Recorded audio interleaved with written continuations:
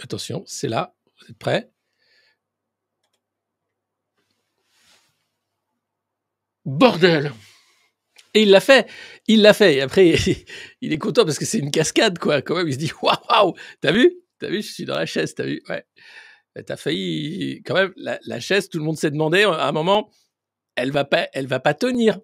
Si, si, regardez. Là, regardez, je vais faire une cascade. Regarde. Hop. Yamakasi. Ah, c'est du parcours. Hein. Non, c'est vraiment incroyable.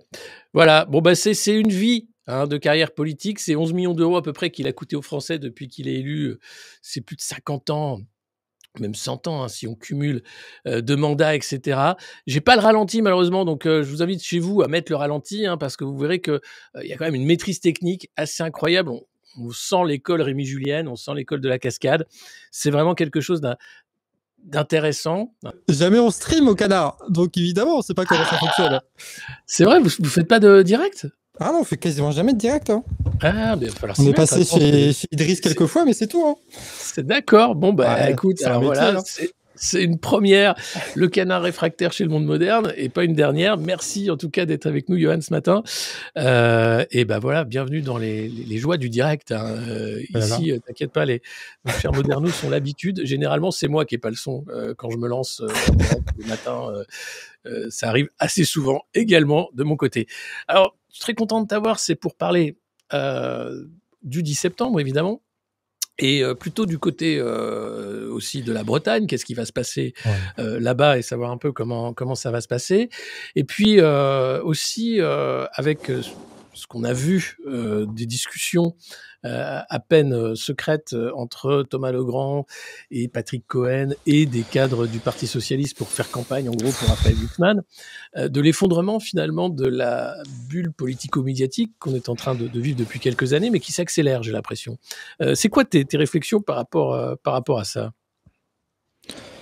Bah, j'ai l'impression que globalement, ça y est, je vais commencer mon entrée dans le monde moderne avec une citation de Lénine quand même.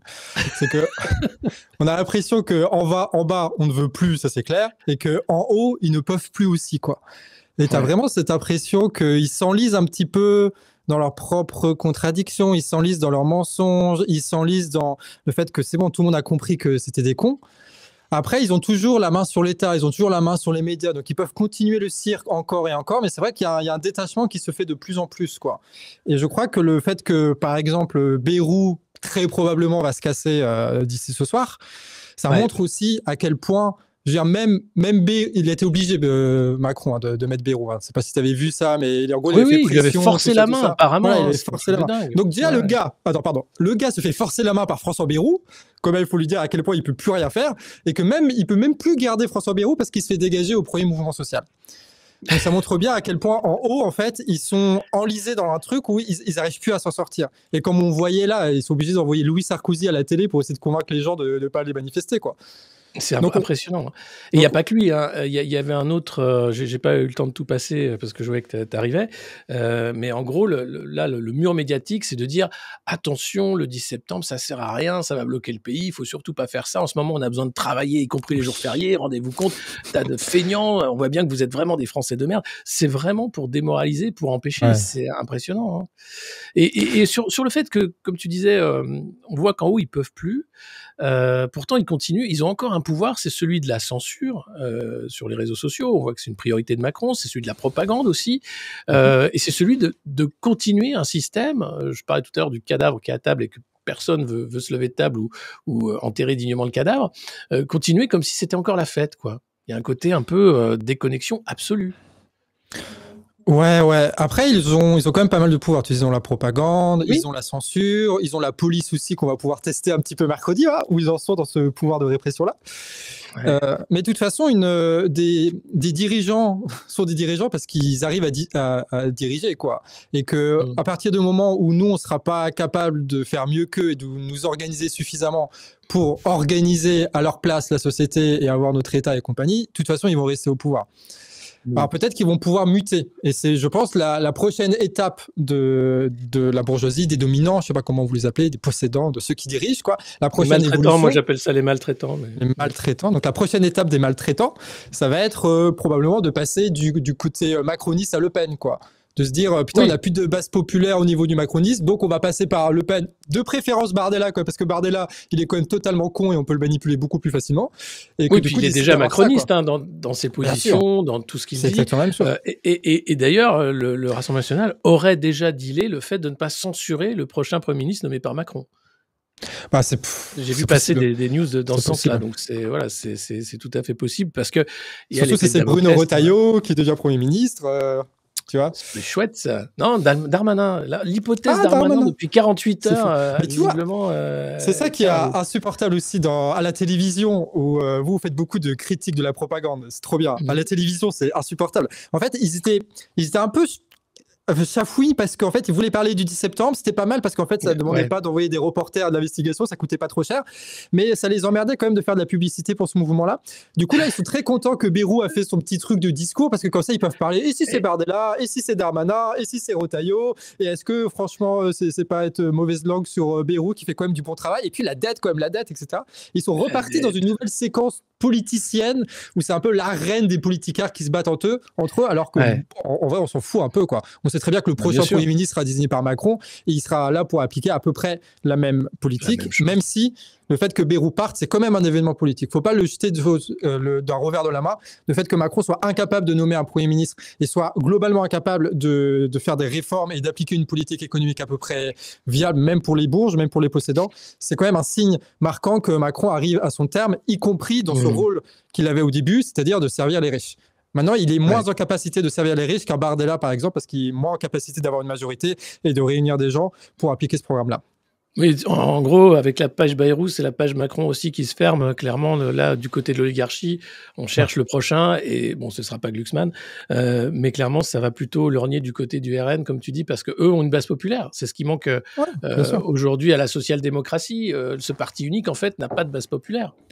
C'est ça. Et le Rassemblement national, à l'époque, surtout à l'époque du Front national, eux, ils avaient un discours qui était souverainiste, ils avaient un discours qui pouvait notamment plaire à des gens qui étaient déçus de la gauche, déçus de Mitterrand, déçus du PCF, là où tu as la désindustrialisation, etc.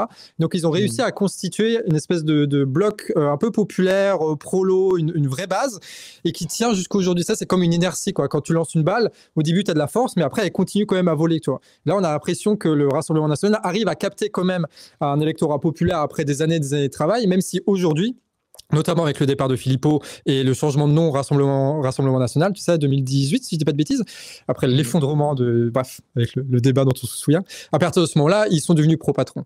À fond, et notamment avec Bardella encore plus, quoi. Et du coup, ils sont à la fois pro-patrons et à la fois, ils ont cette aura un peu populaire de gens qui sont prêts à voter pour eux, malgré le fait qu'ils ont un programme qui est exactement le même que la Macronie. Et c'est précisément ça que veut la bourgeoisie, en plus de gens autoritaires pour tabasser nous, qui allons manifester, notamment quand même là, donc tu sens les syndicats de journalistes, de l'IB, de Radio France, qui étaient scandalisés par cette vidéo de Cohen et Legrand, machin, etc. Mais est-ce qu'on les a entendus hurler quand on voit les nouvelles règles de maintien de l'ordre issues par Retailleau, où il est question d'interdire les journalistes des manifestations? Ce qui est quand même gravissime, puisque ça voudrait dire que là, on empêche le travail des journalistes pour justement laisser libre cours à toute la violence d'État possible. Bah bien sûr, mais de toute façon, le rapport entre les journalistes entre eux, la corporation des journalistes est quand même toujours assez particulier. Hein. On va le répéter, c'est toujours, mais il y a quasiment rien sur les 200 journalistes qui ont été assassinés en Palestine. Il y avait rien, et même il y avait des complots des journalistes sur l'affaire Assange, etc., etc. Donc en fait, la corporation des journalistes essaie de se protéger elle-même en tant que privilège qu'ils ont, d'être tranquille chez eux, de discuter avec les politicards, etc., de faire partie de ce petit système, de jouer ce rôle-là. Et c'est ça qu'ils veulent protéger. Au-delà, ils s'en foutent de la liberté d'expression, ils s'en foutent de la liberté d'informer, hein, ces gens-là.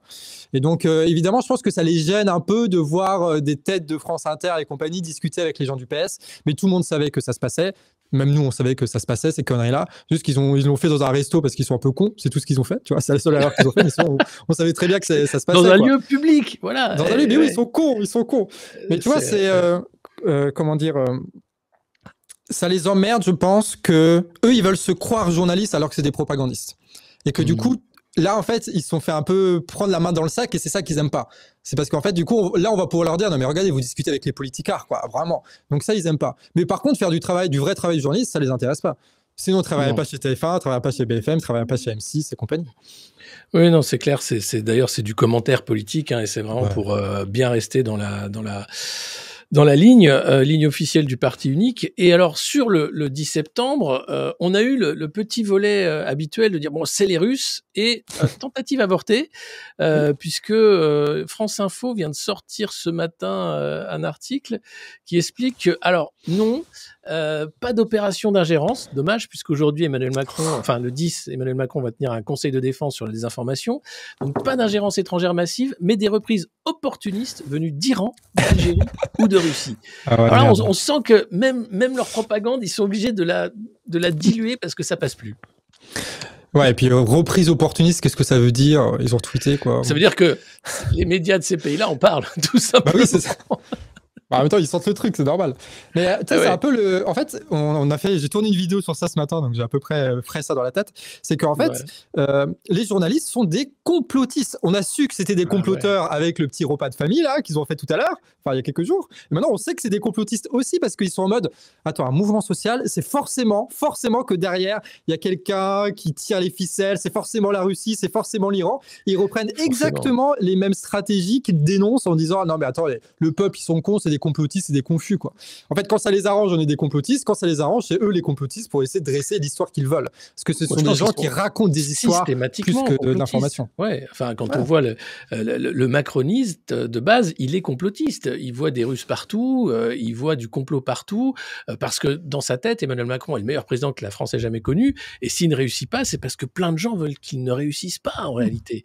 Alors que sa seule réussite, c'est d'avoir multiplié la fortune des milliardaires par 10. Sinon, il a rien fait. Bah ouais. Et puis, pourquoi est-ce qu'ils veulent être complotistes? Pourquoi est-ce qu'ils ont besoin d'être complotistes? C'est un peu la question qu'on peut se poser. Parce que je pense qu'ils peuvent pas dire ce qui est en train de se passer.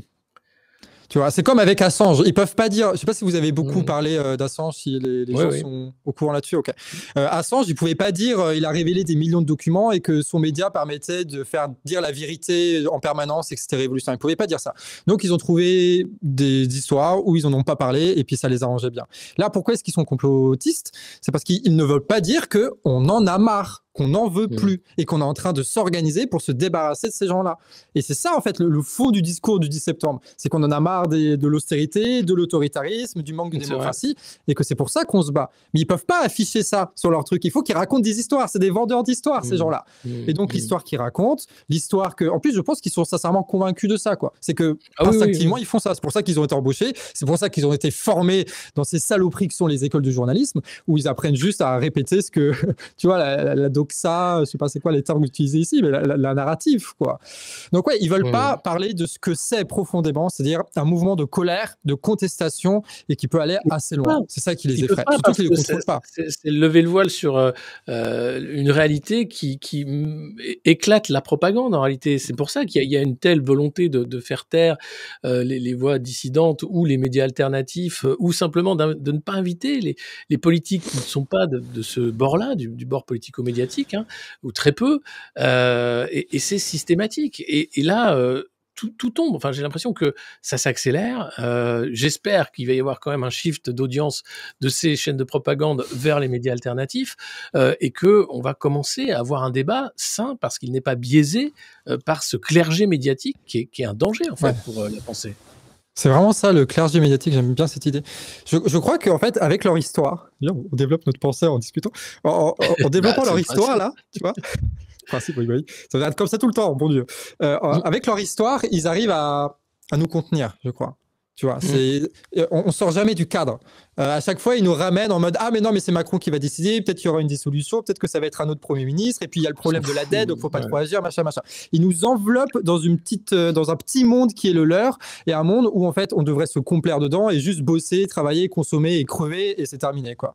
Et à partir du moment où tu as le 10 septembre, qui est un mouvement qui est incontrôlable, tu vois, qui a ses qualités, qui a ses défauts, mais en tout cas qui est incontrôlable, ni les syndicats, ni les partis, ni les médias. Nous, on parle pas aux journalistes, tu vois. Nous, on s'en fout de ce que dit la télé. On taffe, c'est tout ce qu'on fait. C'est ça. Alors que eux veulent savoir. Ils disent, mais qu'est-ce qui se passe? On ne dit rien, on ne dit rien. et du coup, en fait, ils peuvent pas contrôler ce mouvement-là et ils savent que nous, notre objectif, au fond, moi, je vais parler pour moi. Parce que de toute façon, je représenterai. Moi, quand je viens ici, je représente que moi-même, Canard, etc., pas le mouvement du 10, qu'on soit d'accord. Mais moi, ce que je pense, le plus gros intérêt du 10, c'est de faire sortir les gens de cette enveloppe médiatique-là, de faire en sorte qu'on puisse se retrouver, se parler, avoir des lieux, retrouver d'autres médias, etc., pour qu'on quitte cette espèce de... comment on appelle ça, de lassitude à regarder la politique à travers les médias et qui nous contiennent dans une inaction, etc. Je pense qu'il faut mettre en mouvement et que ça s'arrête jamais et que c'est l'un des gros objectifs qu'on a pour ce mouvement du 10 septembre. Et les médias le savent très bien, donc c'est pour ça qu'ils veulent absolument pas que les gens sortent de cette bulle. Donc ils les rendent captifs en leur faisant peur, avec des répulsifs.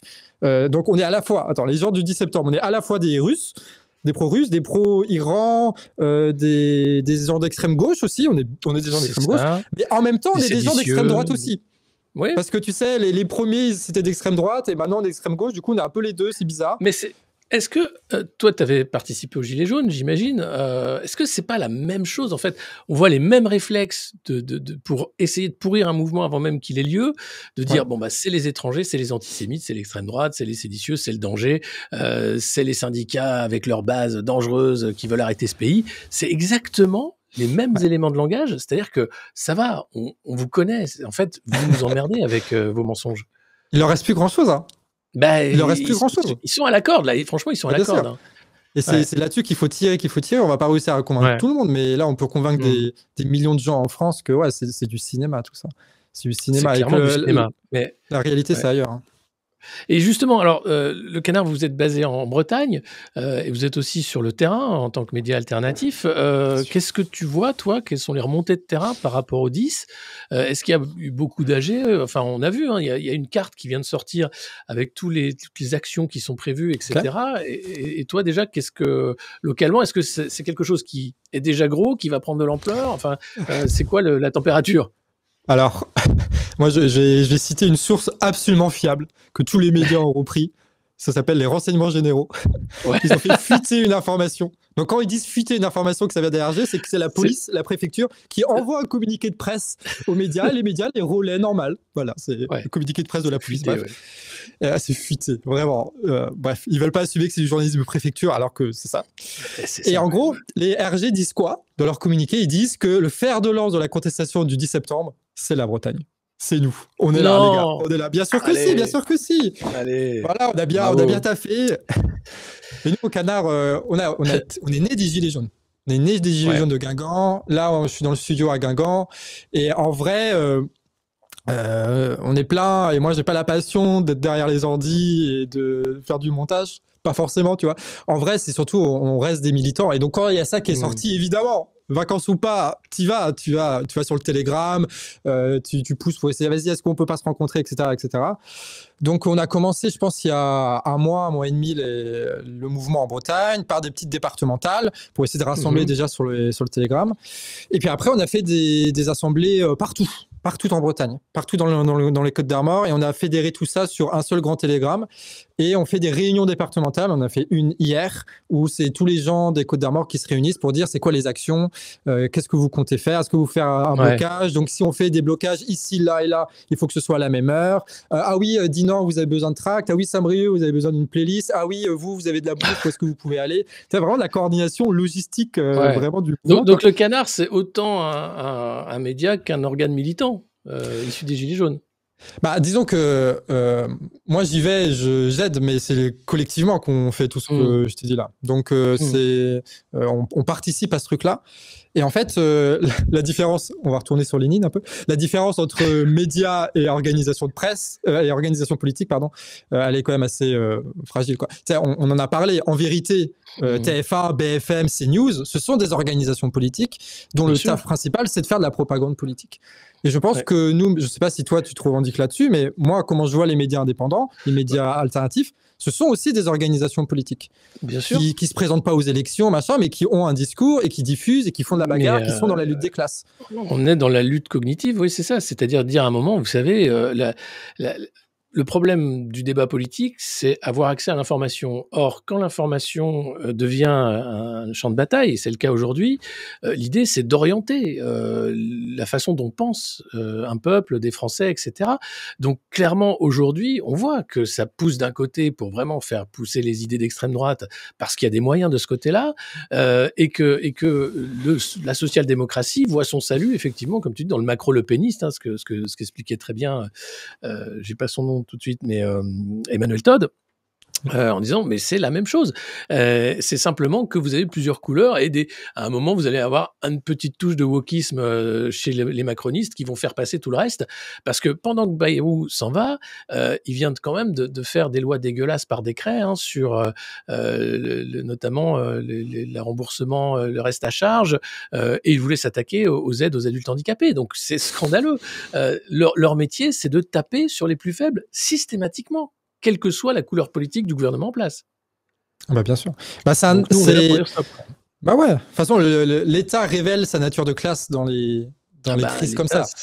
On sait c'est quoi le rôle de l'État aujourd'hui pour les possédants, pour les riches, c'est nous taper dessus et prendre le pognon, parce qu'en fait, ils ont aussi besoin, je sais pas si on aura le temps d'en parler, mais tu as une grosse crise du capitalisme à l'échelle mondiale qui fait que là, l'État doit investir parce qu'en fait, les industriels, ils veulent plus investir et qu'il faut relancer des sortes d'industries concurrentielles à la con et que du coup, il faut du pognon de l'État. Donc l'État prend maximum de pognon à nous pour le redistribuer aux industriels en espérant qu'il y a des emplois et des trucs et de la production qui se fassent en France, sauf que ça part aux USA.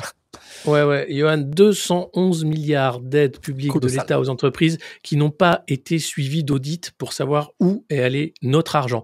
211 milliards. Et on nous emmerde pour 2 jours de travail, de congé, qu'on voudrait nous faire travailler pour attraper les 4 milliards de l'ISF. 211 milliards, c'est nos impôts qui ont été filés au CAC 40. Et il n'y a eu aucun traçage de cet argent. Non mais, je ne sais pas si vous vous rendez compte du scandale. Ouais, ils tapent sur les handicapés, mais ils filent ça. Mais c'est pas que de la... Encore une fois, c'est pas que genre ils aiment les riches, ils donnent le pognon aux riches parce que c'est parce qu'en fait ils ont besoin de ça, cet argent, les industriels là, parce qu'ils sont dans cette crise là et qu'ils sont concurrencés par la Chine, par les États-Unis, ils peuvent pas rompre les accords ou faire des trucs de douane parce qu'en fait eux aussi ils exportent et ils importent massivement. Ouais. Donc ils sont dans cette merde là. Donc c'est cette crise. Et c'est pour ça le on ne peut plus, il vient de là aussi, c'est que ils ne peuvent pas faire une politique différente, sans rupture radicale. Ils peuvent pas faire une autre politique que prendre le pognon encore plus aux pauvres pour le donner encore plus aux riches. Et c'est ça, c'est le boulonnage qui avance et c'est pour ça qu'on a l'impression que ça s'accélère. Et d'ailleurs, c'est l'épargne maintenant des Européens qui est visée pour financer l'industrie de la guerre. Bruno Le Maire a fait sa tribune, Ursula von der Leyen, tous veulent maintenant choper l'épargne en disant mais en fait la France va bien. Vous savez, si les agences de notation viennent nous voir, c'est pas grave. On a toute l'épargne des Français à filer à nos créanciers. Vous inquiétez pas. C'est angoissant, c'est scandaleux. Et le problème, c'est ce que disait quand même Jaurès, le capitalisme portant lui la guerre comme la nuée porte l'orage. On va se retrouver là avec une situation où la guerre semble inévitable pour faire le Great Reset, le vrai.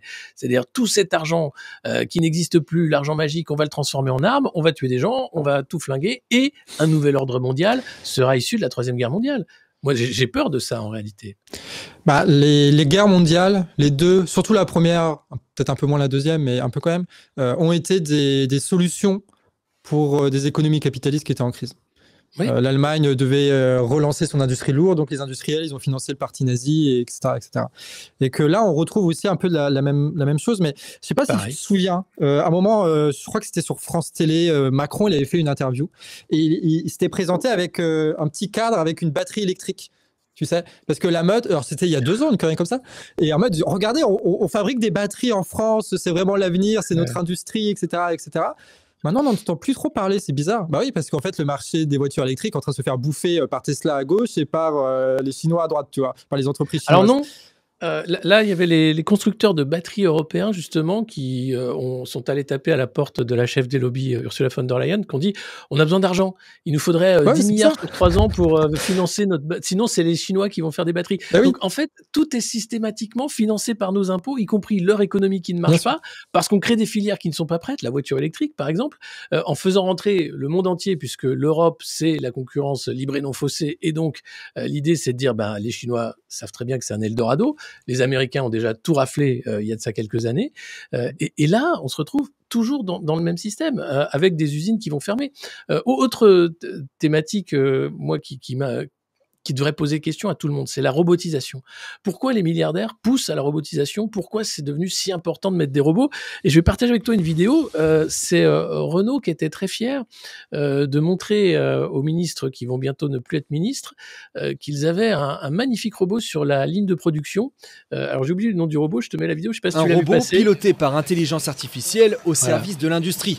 Les ministres ont le sourire lors de cette séquence chez Renault pour promouvoir le Made in France et la réindustrialisation du pays. Un dernier sourire avec forcément en tête le vote de confiance qui approche. Et à leur côté, Jean-Dominique Senard, le président du groupe Renault, pour qui business is business. Ça va nous convaincre. D'abord, Renault a 120 ans et on en a vu d'autres, si je puis me permettre. C'est ce qui compte et quoi qu'il arrive, c'est que l'axe du développement industriel soit maintenu et que tout soit fait pour protéger notre industrie. On ne demande pas. C'est beau, c'est beau, hein. C'est toujours les mêmes mots. J'ai envie de chialer. Là, je chiale là. Soutenir l'industrie française, c'est l'objectif en tout cas de ce partenariat avec Calvin, le robot de Wondercraft, toujours dans cette logique de gagner en compétitivité. D'être capable de lui donner un côté humain au robot, donc il faut lui donner un prénom. Les Chinois, d'ailleurs, des mots, ils sont là, ils ont des choses tu vois, les Chinois, qui sont assez extraordinaires. On doit être capable de le faire aussi. Tous ceux qui sont capables de faire des robots. C'est-à-dire, c'est génial. C'est-à-dire que ce robot qu'on met dans l'usine, c'est loup dans la bergerie. Ça veut dire que demain, ce sera des usines sans humains, c'est à peu près sûr. C'est déjà le cas en Chine pour des usines de téléphones portables. Et ils sont très fiers parce qu'il est question de compétitivité, de lutter contre la Chine, etc. Mais moi, ce qui me rend inquiet, c'est de voir qu'il y a une sorte de frénésie, en fait, à faire systématiquement les mauvais choix, à les accélérer en pensant que ça va créer une société heureuse. Enfin non, là ça crée du profit à court terme, mais ils savent très bien que ça va créer de la destruction d'emplois, ça va créer du chômage de masse qui est déjà un chômage de masse, et in fine de la désindustrialisation, parce qu'on ne sera pas capable de produire autant de robots que les Chinois par exemple. Bien sûr. Je pensais pas parler autant de marxisme en venant ici, mais là t'as clairement une dynamique capitaliste contradictoire qui est en train de se mettre en place. C'est qu'en gros, tu vas avoir les grands constructeurs européens, états-uniens, chinois, qui vont tous massivement investir des milliards et des milliards, grâce à leur État notamment, dans des robots pour augmenter la production, augmenter la cadence et faire baisser la masse salariale. Et faire du coup, parce que si Renault a des robots et que les autres, ils ont des humains, bah, c'est-à-dire qu'en fait, ils vont pouvoir plus produire que les humains et donc ça va être mieux, tu vois. Sauf que les Chinois, ils enlèvent les humains. En Europe, ils enlèvent les humains. Aux États-Unis, ils enlèvent les humains. Et les robots, en fait, les robots qui sont capables de faire ça, il n'y en a pas beaucoup. Donc, en fait, ça va être les mêmes robots-usines qui sont robotiques, machines-outils, qui sont faites en Allemagne ou en Corée du Sud. Et qu'en fait, c'est les mêmes usines, Tesla, chinoises en Europe, à peu près les mêmes, qui vont produire à peu près les mêmes voitures. Les prix vont baisser comme ça. Ils ne vont pas réussir à faire une différence. Et en fait, ça va accumuler de la marchandise qu'ils ne vont pas réussir à vendre aussi. Parce qu'en plus, surtout qu'il n'y aura pas de consommateurs. Tu fais quoi? Il n'y aura plus personne pour les acheter. Évidemment, et ça c'est tout le problème de l'IA. Et donc en fait, s'ils n'investissent pas, ils se font bouffer par la concurrence. S'ils investissent tous, ils s'autodétruisent. Et ça, c'est toute la dynamique capitaliste depuis des décennies et des décennies. Et c'est pour ça qu'ils ne s'en sortiront pas dans cette histoire. La seule manière de s'en sortir, c'est de dire, on ne prend pas des grandes entreprises privées comme ça et on fait en sorte de se dire, OK, on peut produire des voitures, des téléphones, des ordinateurs, machin, en faisant 2 fois, 3 fois, 4 fois moins d'emplois. Très bien. Bah, du coup, on se partage le travail. Et on travaille 20 heures, 15 heures. Et puis, c'est ça, en fait, le seul débouché logique de la robotisation. C'est de partager le travail et de baisser le temps de travail. Sauf que ils vont jamais... Non, eux, ils veulent augmenter le temps de travail. La retraite à 70 ans, c'était le projet de leur contradictoire. Les jours chômés qui vont être travaillés, etc. Alors que le chômage de masse est là depuis maintenant les années 70, les années 60 même, ça a commencé. Et on nous fait croire qu'il y aurait du travail pour tout le monde, alors même qu'on est en train de créer les conditions de destruction d'emplois comme on n'a jamais vu. Et on a des responsables politiques qui racontent n'importe quoi. Et qui continuent de raconter n'importe quoi. Sur l'IA, par exemple, ils disent ça ne va pas détruire des emplois. On voit partout aux États-Unis, ça supprime des milliers d'emplois. Ça va être un carnage, l'IA. Ils ne seront pas remplacés, ces emplois. Oui. Ils ne seront pas remplacés. Et d'ailleurs, ça me fait marrer parce qu'il y a eu les LR qui ont fait leur petite réunion de rentrée. Et là, Édouard Philias nous expliquait donc au rendez-vous des LR, nous serons le premier parti politique en France à lancer son chatbot d'accueil des adhérents et des sympathisants. Donc, tu vois, c'est ça la solution à leur crise, quoi. Ouais. Ridicule, quoi. Avec la voix de Laurent Wauquiez, j'espère. Bonjour, bienvenue chez les LR. C'est un truc de dingue. Les mecs sont dingues. Et donc, c'est-à-dire, il y a zéro réflexion, en fait, de la classe politique, réflexion intellectuelle. Enfin, je parle du moins de cette classe du parti unique, du PS au LR, qui annonce les mêmes mots, les mêmes termes, sans réfléchir au monde tel qu'il advient. Et alors, la question, c'est est-ce qu'ils sont conscients ou est-ce qu'ils sont stupides? Alors, moi, mon opinion, c'est ni l'un ni l'autre. Alors, je crois que l'essentiel de la classe politique est quand même des opportunistes qui sont dressés par les enjeux politiques et tout ça. Non, c'est pas des gens qui ont à cœur. Je sais que je vais choquer des gens en disant ça. Bah, je pense que certains sont corrompus. T'imagines? Comment ça? Comment vous osez dire ça? On arrête l'interview. J'ose dire ça en public. Qu'importe les conséquences, je dirais. Non, mais je pense que... Mais t'en as quand même, notamment les grands patrons, je pense notamment Macron, et je pense qu'il a le nez assez fin là-dessus, de se dire c'est quoi les besoins des grands patrons, les besoins de la bourgeoisie, des possédants, des dirigeants. C'est quoi leurs besoins fondamentaux? Et je crois que... Et aujourd'hui, je crois qu'il n'y a pas d'autre politique bourgeoise envisageable que celle d'automatiser à fond, d'investir un maximum là-dedans parce que sinon ils vont se faire bouffer par les concurrents à l'étranger et de croiser les doigts pour essayer de résoudre avec des petits pansements les crises qui vont aller. Parce qu'en fait, ils préfèrent résoudre des crises sociales, des crises de manifestations, etc. parce qu'ils peuvent envoyer les flics, plutôt que de régler la grande crise du capital qui est que plus tu investis, moins tu fais de profit. À un moment, il y a la question du nombre, c'est-à-dire qu'ils sont quelques dizaines de milliers, nous sommes des millions. Bien sûr. Même s'ils ont des drones, même s'ils ont des CRS, des Bravem qui ont mis leur cerveau de côté et qui sont là pour frapper, à un moment, ça ne peut pas marcher. C'est ça. Et c'est cette confrontation précise de d'un côté la crise du capital, de l'autre côté notre organisation pour lutter contre ça. C'est exactement là où se situe pour moi le 10 septembre. Ouais. Et alors, du coup, c'est quel type d'action? Est-ce que tu peux en parler? Est-ce qu'il y a des trucs qui sont publics? Le 10 septembre en Bretagne, ça va ressembler à quoi? En fait, ce qui est intéressant dans le 10 septembre, c'est que nous, tu sais, nous, globalement, ceux qui sont dans le mouvement, on a lancé des trucs pour faire des AG, tu vois. Donc, même dans les petits bleds, dans les tout petits bleds, tu te retrouves à 60-70 à mener des actions, etc. Et que nous, on a essayé de fédéraliser un peu dans le 22, de lancer des AG, etc. En sachant pertinemment que, l'essentiel des actions, on ne sait pas ce qui va se passer parce que ça va être des petits groupes qui vont les mener. 2, l'essentiel des troupes, l'essentiel de ceux qui vont bloquer le jour J, c'est-à-dire mercredi, en fait, ils ne savent pas encore s'ils vont venir. Et on ne les a jamais vus. Je crois que tu vas avoir énormément de gens qui vont être convaincus d'y aller le 10, genre la veille, en se disant, il s'est passé ça avec Beyrouth. On y va, on fait un truc. Ouais. Il y a l'appel, ça, et ils vont y aller. Tout le travail de tous les militants du mouvement du 10 septembre a été de faire en sorte qu'on puisse poser une date et un cadre dans lequel on va pouvoir accueillir des milliers de nouveaux militants, d'anciens gilets jaunes, de gens qui ont nos marques, etc., des lecteurs pour pouvoir leur proposer des modalités d'action et qu'ils puissent agir, quoi. Tout ça, ça a été là. Donc, il y aura un avant et un après, quoi. Ouais, et donc ça va s'inscrire dans la durée. Ce que tu dis, c'est ça va monter en gamme, en fait. Le 10, c'est un début. C'est pas voilà, c'est juste un début. Il y a ce qui est le plus marquant dans le 10, après on viendra sur les actions, mais ce qui est plus marquant pour moi dans le 10, dans la mentale des gens, c'est que on est tous des militants qui avons vécu des choses, que ce soit la manif retraite ou que ce soit les gilets jaunes. Et qu'on n'a plus cette... peut-être s'il y en a d'autres qui ont fait d'autres AG, ils me contrediront, mais moi ce que j'ai vécu c'est ça, on n'a plus cette naïveté ou cet empressement, cette impatience de se dire tout va se régler en une seule journée, quoi, tu vois. Il suffit de bloquer le pays un jour et puis on ne sait pas trop ce qui se passera, mais ça suffira à résoudre les trucs. Moi, de ce que je vois, c'est qu'il y a une maturité qui est née de l'expérience et c'est pour ça que c'est pas la même chose que les Gilets jaunes. C'est pour ça que c'est pas la même chose que le mouvement des retraites. C'est pour ça que c'est pas la même chose que tous les autres mouvements. On a l'impression que l'histoire est la même, qu'elle se répète, mais non, elle fait que bégayer. Et là, on est vraiment dans le bégaiement, dans la répétition. Et que du coup, on se dit non. C'est pas que le 10. Le 10, on va faire des actions pour montrer qu'on est fort, pour se sentir fort et pour essayer de faire une petite secousse à cet état-là, à cette structure-là. Mais par contre, il faut continuer dans le temps parce que le gros du travail, ça va être de convaincre les gens, de faire des auditions citoyennes, de reconstituer des réseaux pour faire en sorte que quand on parle, en fait, on puisse parler à des centaines, des milliers, des dizaines de milliers de personnes dans le territoire et qu'on soit pas obligé de passer par le Ouest France, par le Télégramme, par la télévision, casser tous ces réseaux de propagande qui ont été mis en place et puis faire de l'auto-formation. Il faut qu'on sache... Bon, je vais peut-être un peu loin, tu me dis si je vais trop loin, mais on est des démocrates. Enfin, toi, moi, tous ceux qui écoutent là, on est démocrates. Et en fait, on ne se rend pas compte à quel point c'est prétentieux d'être démocrate. On dit, nous sommes capables, nous, le peuple, de diriger la société, de diriger son économie, son État, sa politique, sa diplomatie. C'est extrêmement prétentieux de dire ça. Et aujourd'hui, on n'en est pas capable. On n'est pas assez formé collectivement sur toutes les questions, même techniques, agricoles, énergétiques, etc. Et que tout ce mouvement-là d'apprentissage, d'auto-formation, il faut aussi le lancer.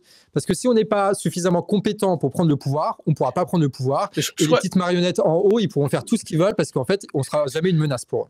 Mais je crois que c'est justement une des grandes avancées des Gilets jaunes, hein, c'est cette organisation, cette formation populaire sur les rites constituants, sur la question politique, sur la question de l'organisation aussi de la société. Et ça, c'est quelque chose qui a fait beaucoup avancer, justement, la conscience populaire, le fait de se politiser et de dire on a besoin de savoir comment ça fonctionne, etc. Et maintenant, comme tu dis, on a besoin d'abattre la citadelle des médias mainstream et de dire on doit maintenant être capable, nous, d'agréger une audience que nous n'avons pas pour dire maintenant, les débats, c'est ici, les questions, c'est ici, et la transformation de la société, on l'accompagne parce qu'on est là. La semaine dernière, j'avais Maxime Nicole, Jérôme Rodriguez et plein d'autres invités pour parler justement du 10. C'est ce qui va changer les choses. Ouais. Ça, c'est important, mais au-delà même de l'audience, de capter l'audience, comme tu disais, c'est très important de passer des médias aux médias télé, aux médias alternatifs. Tu as aussi le côté recréer des réseaux politiques locaux, de solidarité locale, qu'on soit capable du jour au lendemain, parce que je vais plutôt raconter une histoire, c'est que tous les gens que j'ai rencontrés là, à Guingamp et ailleurs, dans le mouvement du 10 septembre, la plupart, je les connaissais pas. Et pourtant, on aurait dû se connaître parce qu'on regarde les mêmes trucs, on a des idées qui sont un peu similaires, on va au feu, tu vois. Donc, et puis maintenant, c'est des camarades, on est prêts aujourd'hui à aller dans l'illégalité, à faire des trucs vénères avec eux en se faisant confiance les uns les autres. Donc, c'est des liens de camaraderie qui sont très forts. Mais avant, on se connaissait pas. Pourquoi on se connaissait pas? Parce qu'ils ont détruit tous les réseaux de solidarité, d'entraide, d'entente, politique, etc. Et l'idée, c'est de faire en sorte, imagine, le 10 septembre, Bayrou est dégagé, c'est déjà pas mal. On fait une petite secousse et ils arrivent à trouver des solutions, les 10 solutions, machin. Le 10 septembre, ça s'arrête. Tu vois. Mais est-ce qu'on aura perdu ou on aura gagné? Et nous, ce qu'on dit au Canard, c'est qu'on aura gagné si tous les réseaux qu'on a mis en place pour le 10 septembre se maintiennent après le 10 septembre. Et qu'à la prochaine secousse, à la prochaine crise, on puisse se remobiliser tous ensemble, juste en un seul SMS, en un seul message, qu'on reparte à la lutte et qu'on revienne pour une prochaine crise, parce qu'il y aura des prochaines crises, comme tu disais, qu'on puisse être encore plus fort, encore plus puissant, toucher encore plus de personnes et continuer cette inlassable séquence politique qui n'arrête pas de se répéter, mais qui n'est jamais la même, qui est que nous, on se met en mouvement pour politiser un maximum de gens, pour organiser un maximum de gens et faire des actions qui sont toujours plus grandes. Il faut que c'est ça important dans le 10 septembre, c'est qu'on se constitue un héritage politique qu'on va pouvoir récupérer pour les prochaines luttes, parce que ça ne va pas se terminer mercredi. Mais justement, est-ce que c'est pas ces solidarités locales, cette culture et cette formation politique populaire, elle doit pas être mobilisée uniquement pour les crises, mais mobilisée systématiquement, parce que 2027, ça va encore être un théâtre d'ombre où on va nous vendre une saucisse contre le RN, que ce soit Bardella ou Le Pen. Et la saucisse, alors visiblement c'est Glucksmann, ça pourrait être Attal, ça pourrait être le maire du Havre, etc. Et on va tout faire pour enfermer les Français dans cette pièce de théâtre pour enfants qu'on appelle la présidentielle. Est-ce qu'à un moment, on va arrêter de cette infantilisation du débat public et passer à autre chose? Mon analyse, c'est qu'il y a une confrontation. C'est que, en gros, leur plan, il ne faut pas confondre les plans et les effets. Les plans et les conséquences. Leur plan, c'est l'infantilisation en permanence. C'est ce qu'on discute depuis le début. Et ça, ils vont le faire, ils vont le répéter, c'est clair et c'est net. Si on s'attend à ce que les médias fassent du bon taf, on peut attendre très longtemps parce qu'ils ne le feront pas. Donc, eux, ils vont continuer là-dessus. Et nous, notre classe sociale, on va essayer de s'opposer à ça, par nos manifestations, par nos médias, par les discussions qu'on a autour de nous. Et le truc, c'est de savoir, eux, ils vont faire ça, nous, on va faire ça, et qui va gagner cet affrontement-là? Sachant que eux, comme on le répète, ils sont dans des contradictions, instabilité politique, mensonges permanents, etc. Toi, tu le montres bien dans tes émissions. C'est facile, mais c'est facile de défaire leur propagande. Ils sont tellement mauvais, ils sont tellement nuls. Avant, c'était pas comme ça. Parce qu'en fait, ils s'enfoncent dans leurs contradictions, ils s'enfoncent dans leur histoire qui sont de plus en plus dures à croire. Et nous, on devient de plus en plus pertinent parce qu'on a de plus en plus de médias, on est de plus en plus formés, on se parle entre nous, etc., etc. Et donc, en fait, la longue histoire, on a l'impression que c'est plein de séquences qui s'enchaînent, mais la longue histoire, c'est cette confrontation entre notre capacité de nous organiser, de nous informer nous-mêmes, nous former nous-mêmes, et leur capacité à eux de se maintenir au pouvoir par tous les moyens possibles. Et donc là, il faut gagner du terrain encore et encore. C'est ce qu'on fait, mais alors il y a quand même les tenants du système qui font tout pour que ça ne bouge pas trop. T'en penses quoi, toi, de la position des responsables, des hauts responsables syndicaux qui regardent un peu le 10 septembre en disant oui, mais on n'a pas décidé, alors on va soutenir mollement ou on verra, particulièrement des Sophie Binet et autres qui expliquent que bon bah c'est quand même pas trop leur truc le 10 septembre. Bah ouais, ils le contrôlent pas trop, donc c'est pas trop leur truc. Bon, nous on a été au Canard, on va publier une vidéo aujourd'hui. Ouais. On est allé dans un piquet de grève, dans un barrage EDF qui est tenu par la CGT maintenant. Il y a les drapeaux CGT et tout qui a été mis en place.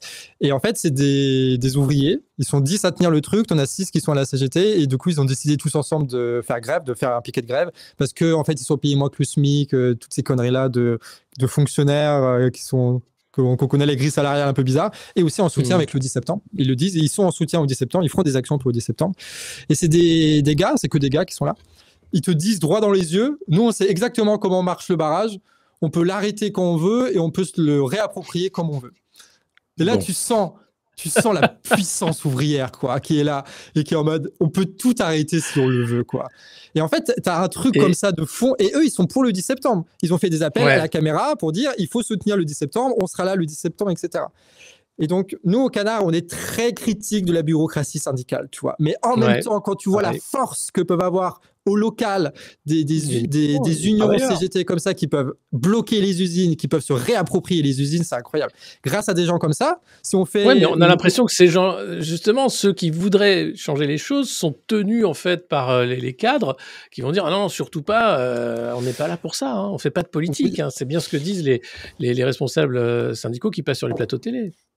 En fait, encore une fois, tu as une confrontation entre différentes lignes de la CGT. Tu en as qui se sont radicalisés en fait, beaucoup au niveau de la réforme retraite et qui se disent putain, il ne faut pas qu'on fasse ces trucs saute-mouton, ça a été mal géré, etc., etc. Sur lequel je suis totalement d'accord.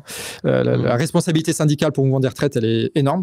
Et que du coup, en fait, ils se disent vas-y, on y va. Et du coup, tu as eu plein de, par exemple, l'Union locale du Nord ou alors sur l'énergie, le commerce, etc., qui se sont dit avant l'opinion du national, ils se sont dit on va rejoindre le mouvement du 10 septembre et on va faire pression pour le mouvement du 10 septembre. Et la position de Sophie Binet, qui est une position assez lâche, représente en fait les contradictions qu'il y a à l'intérieur de la CGT entre ceux qui veulent pas que ça bouge ou alors qu'il faut que ce soit que la CGT qui maîtrise ça avec l'intersyndicale parce que comme ça ils parlent d'eux, qu'ils arrivent à faire des cartes et qu'ils maintiennent leur organisation, etc. Et ceux qui sont dans la lutte réelle et qui sont aujourd'hui sur le terrain et qui sont en train de faire la bagarre. Donc Sophie Binet, elle dit on fait les deux. On appelle pour le 10, on appelle pour le 18. Et du coup, en laissant faire tous ceux qui veulent faire des actions, tu vois, en disant on verra bien. Tu vois, on verra bien. Et en fait, la position de Sophie Binet, c'est pas qu'une position de on essaye de contenir ce qui se passe. Ils essaient de contenir ce qui se passe, mais ils n'y arrivent pas parce que tu as des CGTistes qui ne savent pas faire, tu as des solidaires qui ne savent pas faire. Et du coup, ils sont obligés de faire un compromis. Et c'est ça le compromis. Et la question, c'est est-ce que ça va prendre le 10 septembre? Et si ça prend bien au-delà et que nous, on arrive à convaincre ce qu'on va faire un appel dans la vidéo, c'est les gens, si vous êtes dans des AG, si vous êtes pour le mouvement du 10 septembre, regardez s'il y a des piquets de grève autour de vous et allez voir les gens, allez voir les syndicalistes. Et vous verrez que c'est un peu des gens comme nous, parce que ce sont des travailleurs, ce sont des ouvriers, c'est des gens politisés qui sont capables de bloquer l'appareil de production. Et peut-être que dans votre piquet de grève, tu vas avoir un cadre CGT insupportable, bureaucrate qui pense à sa carrière syndicaliste plus qu'au mouvement social et qui va tout bloquer, c'est possible. Mais peut-être que comme nous, dans ce barrage EDF, vous allez trouver des gens qui sont prêts au combat. Et qu'à partir de ce moment-là, si on arrive à faire des jonctions entre des syndicalistes qui sont en train de bloquer leur outil de travail, qui sont en train de bloquer l'usine des patrons, et nous qui sommes en train de parler largement à la population, de bloquer la logistique, etc., on peut faire une alliance qui ira au-delà des gilets jaunes sans passer par les bureaucraties syndicales à la con qui nous emmerdent, quoi. Ouais. Et concrètement, comment tu fais pour trouver où il y a des piquets de grève, où il y a des actions autour de chez toi? Alors, si t'es pas le Canard réfractaire, si t'es pas en Bretagne, comment tu vas trouver en fait ce qui se passe? La meilleure des choses, c'est la presse locale. La presse locale, en général, ils en parlent, tu vois, ils relaient les communiqués de presse. Donc, de toute façon, c'est toujours une bonne chose de lire la presse locale. Même si vous n'êtes pas trotskiste, vous pouvez aller voir. C'est un des grands intérêts des trotskistes, c'est qu'ils sont implantés un peu partout, ils en parlent. Donc, vous pouvez aller voir Information ouvrière, Révolution permanente, où ils parlent de toutes les actions qui sont en train de se mettre en place un peu partout. Et après, j'ai peur, tu me prends des pots. Je crois que c'est Infogrève, quelque chose. Il y a un site qui relaie toutes les grèves qui existent en France. Si vous les avez dans le chat, n'hésitez pas à l'envoyer. et qui permettent de carte d'être au courant de aussi. ça, Je quoi. vais partager le lien dans le chat sur YouTube. Carte des actions également qui a été publiée avant-hier, où on peut trouver Voilà. une carte de France avec toutes les actions autour de chez vous. Je mets le lien si mon ordi me lâche pas. Et puis si vous allez dans les AG, il y aura toujours quelqu'un qui sera au courant. En vrai, toujours quelqu'un Ouais, qui voit un c'est petit ça. article traîner, etc. Nous, si on a fait le reportage, c'est Fred qui m'a appelé la veille à 22h. Hey, j'ai vu, il y avait, ils font la grève au barrage de Gare-les-Dents, là. Est-ce qu'on y va? Bon, bah, vas-y, on y va. Ça s'est fait comme ça, hein. Ok. Vraiment. Et j'ai vu ce matin, il y avait Manuel Bompard qui était invité de France Info, qui a annoncé que dès demain, la France Insoumise allait lancer la destitution de Macron, hein, une motion de destitution. T'en penses quoi de cette initiative? J'en pense que la France Insoumise fait ce qu'elle peut faire. C'est-à-dire qu'elle elle a assez peu d'impact sur le terrain, parce qu'ils ne sont pas organisés en tant que parti, etc. Les militants ne sont pas forcément... La France Insoumise n'est pas organisée en tant que parti? C'est pas un parti, la France Insoumise. Et oui, je sais, c'est un mouvement, mais ils n'ont pas de groupes locaux. Si, alors, pardon, faut que je traduise mon charabia. Ouais. Excuse-moi. C'est qu'en gros, ils ont des groupes locaux, mais en fait, c'est des groupes locaux qui, sauf parfois un peu dans le Nord, etc., sauf exception évidemment, qui sont des gens qui se mobilisent pour les élections, mais qui ont du mal à se mobiliser sur d'autres mouvements sociaux. Et en gros, ce sont souvent des gens, et ça a été né comme ça en fait, la France Insoumise, et donc ça a continué comme ça. Quand tu es militant de la France Insoumise, tu es militant aussi de 10 autres associations, et en gros, tu milites dans les 10 autres associations, et pour la France Insoumise, tu milites de manière électorale. Tu en as qui essayent de changer ça, etc. Mais globalement, quand tu as Mélenchon qui dit « Ah, il faut faire un truc », les groupes d'appui, c'est pas une base très solide pour mener des actions, quoi. D'autant plus, le mouvement du 10 les dépasse largement, donc la seule chose qu'ils peuvent dire, c'est rejoignez les assemblées générales, participez aux actions sans faire de la récupération. Donc ça a été fait assez rapidement. Et puisqu'ils sont mis sur le côté parlementaire, bah, c'est de tout faire au niveau parlementaire pour essayer d'accompagner ce bordel qu'on est en train d'organiser tous ensemble, en se disant, bon, bah, on va voter contre Bayrou et on va faire ce truc de destitution qui, de toute façon, n'aboutira pas, mais qui va permettre de rajouter un peu de chaos dans le chaos et surtout de se positionner en tant que parti d'opposition, parce que c'est ça le truc. Le RN est un peu en ambivalence. Le PS est en train de négocier, les autres on s'en fout des autres, et que du coup, la France Insoumise peut se positionner en tant que parti d'opposition en sachant pertinemment que la prochaine séquence, ça sera probablement électorale. Parce que risque de dissolution, parce que municipal, et parce que dès après les municipales, ça va être les présidentielles. Que du coup, eux, ils sont un peu en mode, vas-y, on laisse le mouvement partir, on donne juste des gages de confiance et faire le taf qu'il faut faire, quoi.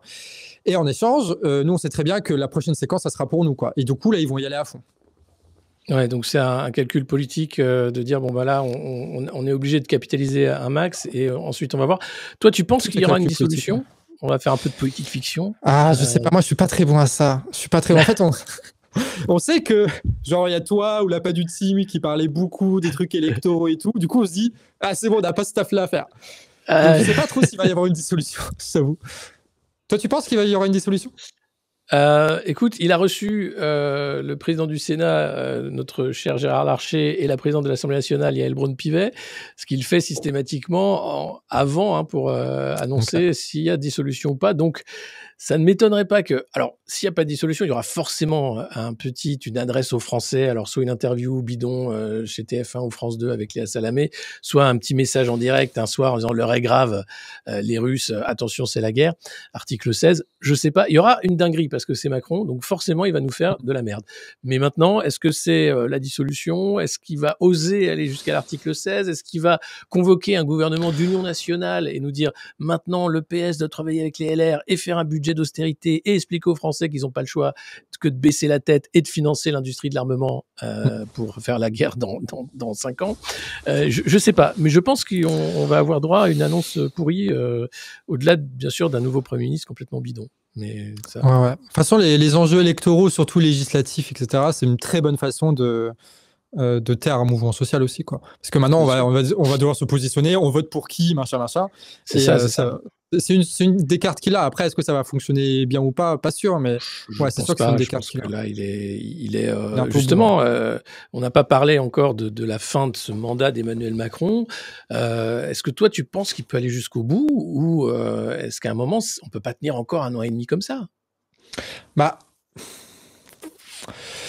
mon avis, c'est que il y a Il y a une classe qui peut le dégager, c'est la classe des riches, des possédants, des bourges, qui voit en Emmanuel Macron un gars incapable de mettre en place un budget, des réformes, incapable de distribuer suffisamment de subventions, incapable de mener une politique industrielle qui permette de maintenir leurs profits, notamment par rapport à la concurrence. Incapable de s'étaler sur le marché européen, ils sont fait dégager d'Afrique, etc. Et du coup, Macron était une opportunité incroyable pour la bourgeoisie en 2017, parce qu'il permettait de faire plein de réformes d'un coup. On avait l'impression que c'était quelque chose de nouveau, alors que pas du tout. Ça faisait taire un peu les mouvements sociaux, pas très longtemps, mais ça l'a fait quand même. Et aujourd'hui, ça apparaît petit à petit pour la bourgeoisie comme une impasse. Et pourquoi c'est important de la parler de bourgeoisie? Parce que du coup, si tu as les patrons industriels, les gars du MEDEF qui commencent un petit peu à râler, et surtout les patrons de presse qui se mettent tous contre Macron, le lendemain, il est mort. Il est mort, Arnaud, il envoie un mail. Le lendemain, Macron, il va être obligé de démissionner. Parce que du coup, il aura la bourgeoisie, il aura les flics s'ils gèrent bien avec l'extrême droite, etc. Il aura nous en face. Donc évidemment que là, ça va faire une crise et qu'il va dégager. Et c'est là où tu as Bardella qui va pouvoir glisser là-dessus et Mélenchon, qui vont se faire une confrontation comme ça pour glisser, pour savoir qui va contrôler l'État après ça, quoi. Qui va résoudre cette crise-là. En réalité, si la démocratie fonctionnait, ce devrait être les citoyens français qui seraient les actionnaires et qui donc diraient à Emmanuel Macron, bon, t'as fait un taf de merde, on peut pas te garder. Là, on voit que c'est les actionnaires, en fait, réels, ce sont les oligarques, hein, c'est les milliardaires qui disent, écoute, t'as fait un taf de merde, on peut pas te garder. On s'en fout de ce que pensent les Français, mais en l'occurrence, pourtant, Emmanuel Macron a fait un bon boulot pour eux. Ils ont quand même multiplié leur fortune, ils ont pu faire avancer des retraites antisociales comme jamais, ils ont mis en place un système de répression qui n'existait pas avant Emmanuel Macron, ça a commencé d'ailleurs à l'époque de Hollande, avec cette principe de répression, d'ultra-violence du pouvoir. Pour eux, c'est tout bénef, ils n'ont pas intérêt à dire on va arrêter précipitamment. Je pense que ça a été très bénéfique et qu'aujourd'hui, ça devient compliqué. Parce que l'instabilité politique, parce que l'incapacité de voter un budget, c'est pas rien, parce que là, le budget qu'on a aujourd'hui, il a déjà été reconduit par rapport à l'année dernière parce qu'il n'a pas pu être voté. Et ce budget-là, probablement, il va pas être voté, sauf s'il y a dissolution et machin. Donc, on est dans un État qui s'endette à fond et qui est sous la menace des marchés financiers, un État qui perd beaucoup d'influence en Afrique, à l'extérieur, qui se fait bouffer par la Chine, par les États-Unis, qui est incapable de voter un budget, incapable de faire des réformes, incapable de maintenir son pays à peu près dans une paix sociale, etc., etc. Donc, je pense qu'on n'en est pas au point où Macron est inutile. Je dis qu'il y a un basculement qui est en train de se faire et que ceux qui vont dégager Macron, ce seront ceux qui vont considérer à un moment donné, les riches, qui vont considérer que ce type-là, aujourd'hui, il nous est moins utile que sera Bardella. Tu vois, Bardella, lui, va pouvoir arriver avec une légitimité, une majorité, des gens qui le soutiennent pour appliquer les mêmes lois et aller encore plus loin, notamment dans le côté souverainiste, etc., défense de l'industrie française, que le RN aime bien, et que du coup, ils vont filer du pognon milliardaire, globalement. Et donc, c'est pour ça, en fait, la bourgeoisie va pouvoir se régénérer, se refaire une santé sur le dos du Rassemblement national. Et c'est pour ça que le Rassemblement national candidate. C'est clairement, quand il va voir les patrons, c'est clairement le discours qu'il leur propose. Il leur propose l'alternance. Je ne sais pas si tu as vu l'alternance. Les plus âgés savent ce que c'est l'alternance. Tu avais raison. Bien sûr, l'alternance, on voit très bien où ça va. Et toi, tu vois une suite donc dans la durée après le 10, disons que c'est un début. Est-ce que tu vois une sortie de crise, enfin de ce système qui a quand même les moyens de s'auto-entretenir pendant encore des années?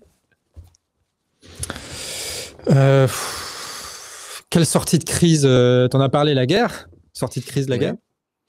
Sortie de crise, on arrive par X manières, mais en fait, ça va être un peu tout à la fois, par les mouvements sociaux, par les manifs, par la restructuration d'un réseau de solidarité dont je parlais et par les élections. Essayer de trouver un autre modèle social qui va permettre de redistribuer un peu des salaires et de remettre un peu de protection au niveau économique, etc., pour essayer de maintenir un petit peu ce qui est en train, l'état de l'économie, quoi. À mon avis, il y a ça aussi qui est possible. Mais de toute façon, la sortie de crise, eux, ils iront jusqu'au bout. Et ça, on le sait. Ça fait des années qu'ils le font. Peut-être c'est des psychopathes, mais c'est pas important. La structure se comporte de manière comme des psychopathes. La structure, c'est psychopathe, tu vois. C'est qu'à un moment donné, s'il faut se débarrasser de quelqu'un, il se débarrasse de quelqu'un. Tu vois. Il n'y a pas d'émotion là-dedans. Et donc, eux, ils iront jusqu'au bout. Et Macron, on sait très bien que Macron, tout ce qu'il rêve, c'est de faire un discours guerrier en disant c'est la guerre, mobilisons-nous autour de ça. Il l'a fait pendant le Covid, il l'a fait sur la guerre en Ukraine, etc. Donc, s'ils ont l'opportunité, ils la feront. Et en fait, c'est une façon pour eux de résoudre cette crise-là. Et nous, on doit trouver notre façon de résoudre cette crise-là, donner une nouvelle opportunité, un nouveau débouché à nous tous, en se disant, en fait, peut-être que la solution à tout ce merdier-là, c'est la démocratie, se débarrasser des milliardaires, reprendre la main sur notre industrie, un véritable souverainisme qui va nous permettre de nous libérer un peu de ces entraves, tu vois. Ouais, je suis tout à fait d'accord. Et justement, je voulais en arriver là, parce que le 10, c'est aussi le discours de l'Union de notre chère Eurofureur Ursula von der Leyen, qui va donc faire son discours pour expliquer que il faut dépenser plus pour l'industrie de la guerre européenne, que voilà, qu'on n'a pas compris, etc. Et Valérie Hayé, il va de sa tribune dans les Échos en expliquant qu'elle espère que ce discours va donner une consonance politique et qu'elle doit faire encore plus de leadership de la part de la Commission européenne. Au Canard, vous êtes pour le Frexit, vous êtes anti-européen. Quelle est votre position par rapport à ce truc européen qui, quand même, depuis des années, montre sa dangerosité pour notre économie et pour notre lien social? On n'a pas pu souvent prendre la parole sur ce sujet-là, donc je prends la tribune. Ouais. Allez, vas-y. Il faut brûler ce truc-là, vraiment. La Commission, le Parlement. C'est pas un appel à la violence. Et danser autour de ces bâtiments-là. Non, mais bien sûr, c'est symbolique. C'est pas un appel à. Bien sûr. Si jamais, mais. Non, mais bien sûr, c'est politique. Après, on peut se les réapproprier. Je suis allé une fois dans le quartier européen. Mais les bâtiments, la taille qu'ils ont, le nombre de choses qu'on va pouvoir faire à l'intérieur plutôt que leurs conneries là. Alors ils sont vides pour la plupart déjà, c'est un truc de dingue. Moi j'ai bossé à Bruxelles pendant des années, j'ai même travaillé pour la Commission, pour une agence de la Commission européenne, donc je connais de l'intérieur ce machin. C'est un scandale. C'est de l'argent à ne plus savoir quoi en foutre pour des gens qui font des fichiers Excel pour expliquer en gros, il faut flinguer les économies et puis distribuer de l'argent. En fait, c'est de l'achat de vote. C'est simplement ça. Et avec en plus maintenant un projet expansionniste et dangereux avec l'OTAN qui s'est agrégé à ce machin. Donc ça fait longtemps que je suis pour une fin totale des institutions européennes qui sont un danger aujourd'hui pour la démocratie, pour la stabilité et pour nos économies. Mais il y a très peu de gens dans la classe politique, à part le camp souverainiste qui n'a pas accès aux micros et aux caméras, qui sont ouvertement contre ce machin que tu appelais à brûler symboliquement. Symboliquement. Je pense que pendant longtemps, il y a eu une espèce de, qu'on connaît tous bien, une espèce de tellement une grande propagande au niveau de l'Europe, tu vois, que ça a été très compliqué de tenir un discours là-dessus.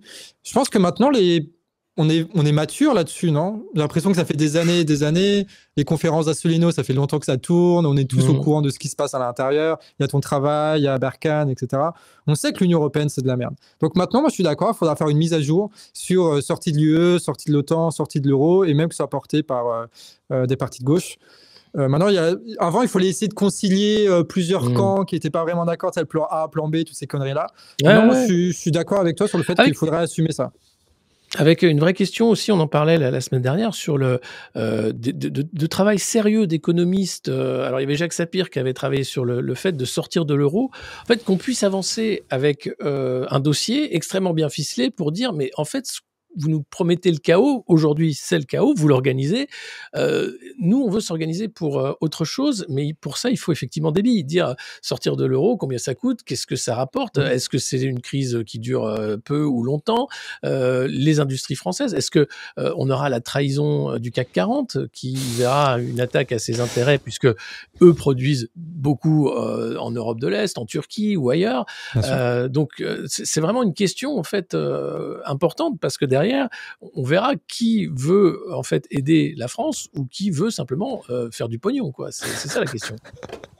À mon avis, il ne faut pas leur poser la question, il faut leur prendre parce qu'on connaît la réponse.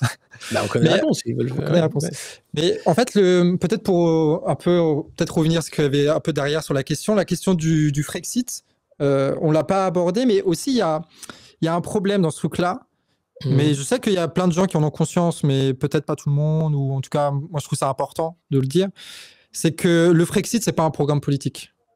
Et comme toi tu disais, en fait, Frexit, il y a plein de trucs qui vont à côté de qu'est-ce qu'on fait avec le CAC 40, qu'est-ce qu'on fait avec notre industrie, etc., etc.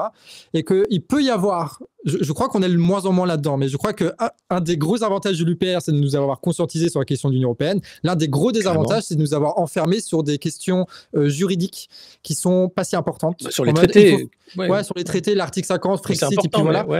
En fait, c'est le programme politique qu'il y a derrière. Parce qu'en fait, le Frexit, pour nous, l'Union européenne, tu vois, c'est juste une institution comme l'État français qui permet aux grands possédants, aux banques, à ceux qui profitent du système de pouvoir exercer leur pouvoir.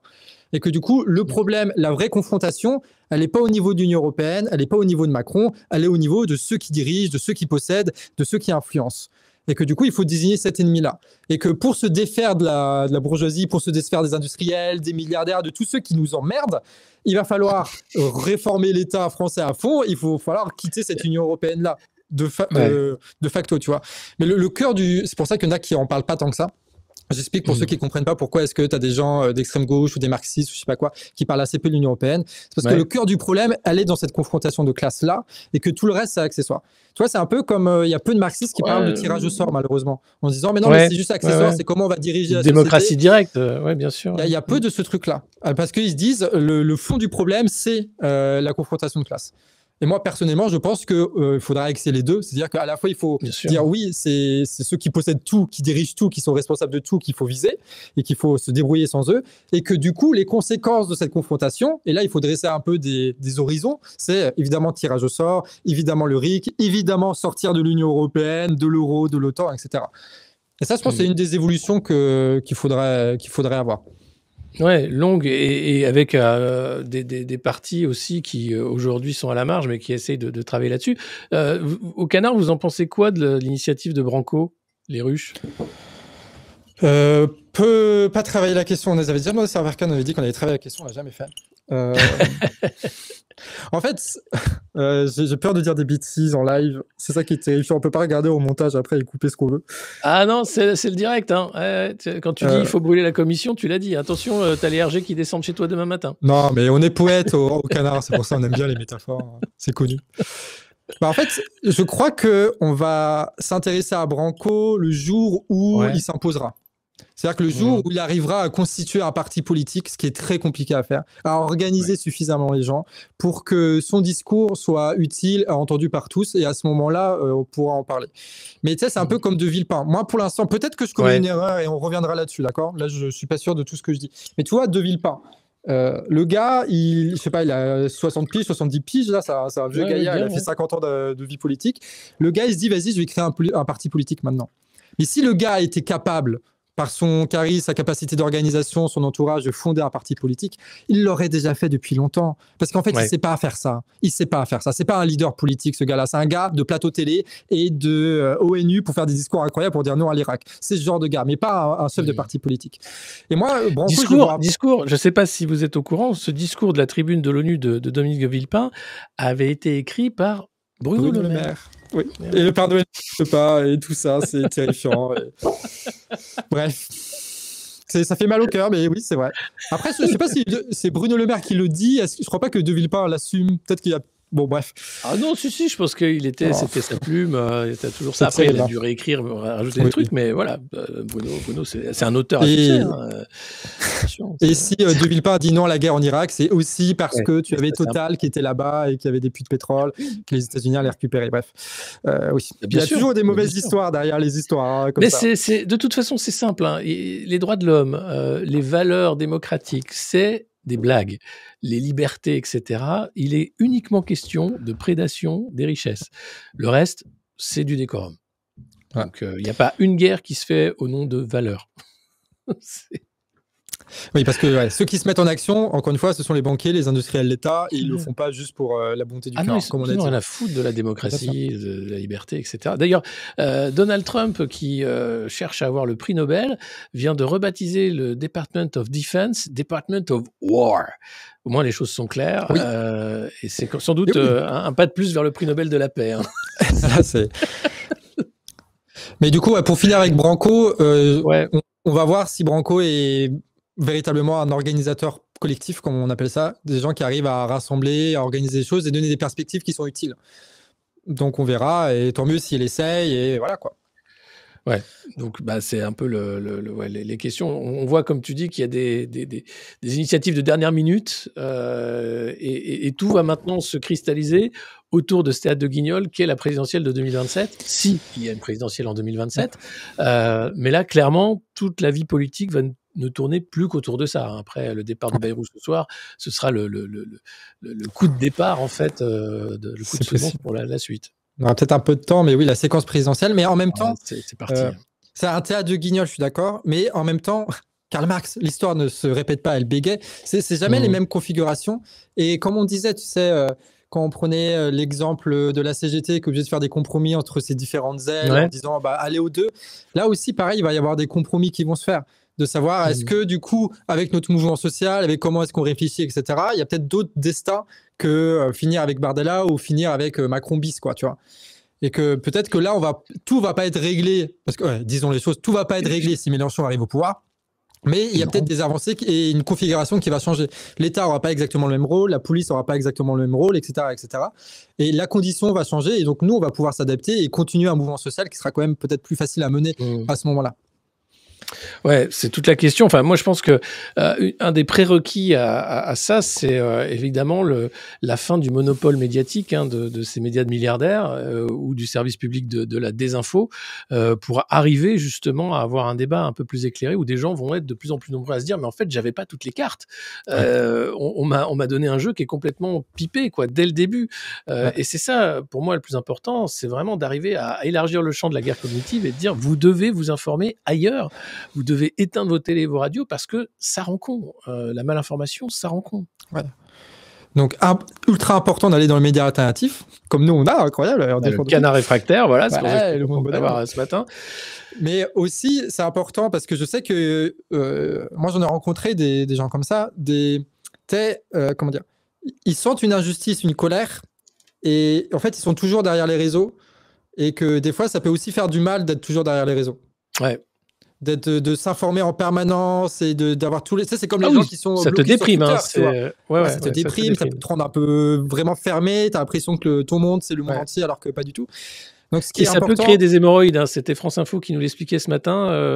Attention, si tu scrolles trop longtemps sur les toilettes, c'était un article de France Info de ce matin, voilà, tu peux augmenter ton risque d'hémorroïdes, donc attention, on a des enquêteurs du service enquête de France Info qui nous ont dit ça ce matin.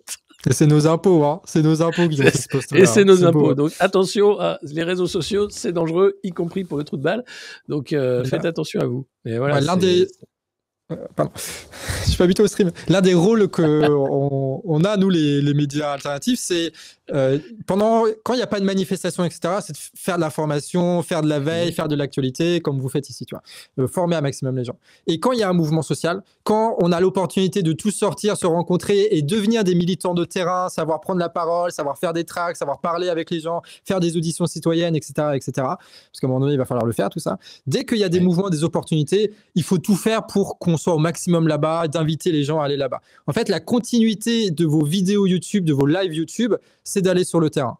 Et là, sur le 10 septembre, on a une opportunité de le faire. Et c'est pour ça que nous, au Canard, on y va, quoi. Quand il n'y a pas de mouvement, on est en mode, oui, bon, le capitalisme, machin, l'actualité, tout ça. Et quand il y a un mouvement social, on y va. Et on fait toutes les vidéos pour expliquer comment on imprime, comment on fait des tracts, comment est-ce qu'on gère une assemblée générale, comment est-ce qu'on fait pour qu'un mouvement grandisse, comment on fait pour déléguer la parole, etc.